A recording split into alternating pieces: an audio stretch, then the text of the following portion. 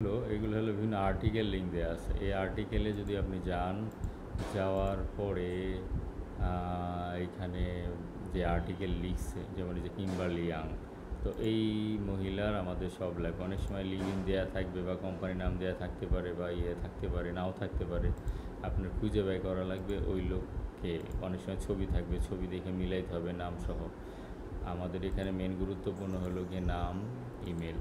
LinkedIn যদি না পান সমস্যা নাই, টাইটেল না পেলেও সমস্যা নাই। যেমন এখানে আবার অনেক সময় দেখা যাবে যে একটা আর্টিকেল 2-3 জন মিলে লিখছে, সেক্ষেত্রে রো অ্যাড করে 2-3 জন সহ ইনপুট দিবেন। আচ্ছা, এখানে যদি আপনি যান, এটা সার্ভে গাইড যেটা লিখছে কে,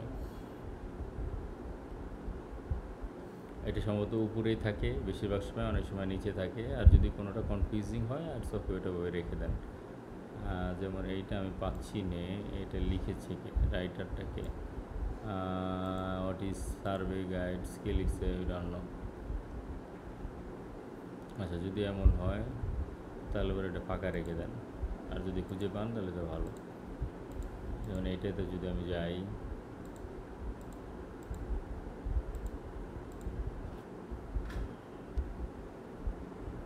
back to the feed, English এটায় ট্রান্সক্রিপশন ট্রান্সলেট করে নেন।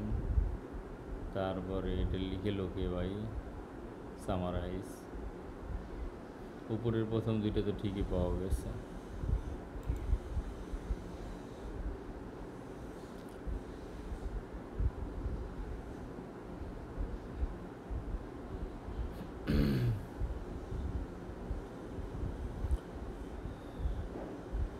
কে লিখে এগুলো?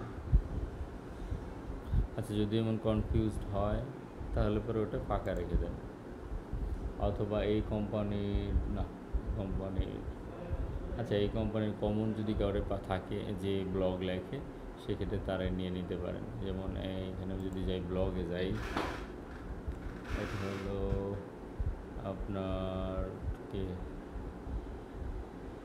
কে লিখছে,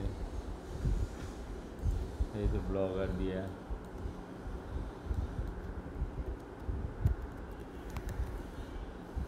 এমন কেউ আছে কি না? আর্টিকেল রাইটার এমন কেউ লিখছি না। Read more about the stories Eva kho, VCR operation manager and food director, store হবে। তো স্টোর হবে এই যে ইভান খো, এ হয়তো লিখতে পারে, নিয়ে নিলেন। যদি আর কি হবে কারো নাম না থাকে, নর্মালি থাকার কথা, কারণ উপরে দুইটাতে আমি পাইছি। যদি এরকম কারো নাম না থাকে তাহলে ওই কোম্পানি নর্মালি, তাহলে কি হয়, এই কোম্পানিকে, যেমন এইটা, আর ওইটা হলো গিয়ে পার্সোনাল, কোম্পানির পার্সোনাল যারা আছে তারা লিখে, এবং ওই কোম্পানি যারা লেখালেখি করে, ব্লগার অথবা রাইটার বা যার নাম মেনশন করা হলে তাহলে নিয়ে নিতে পারেন। জি, থ্যাংক ইউ, আসসালামু আলাইকুম।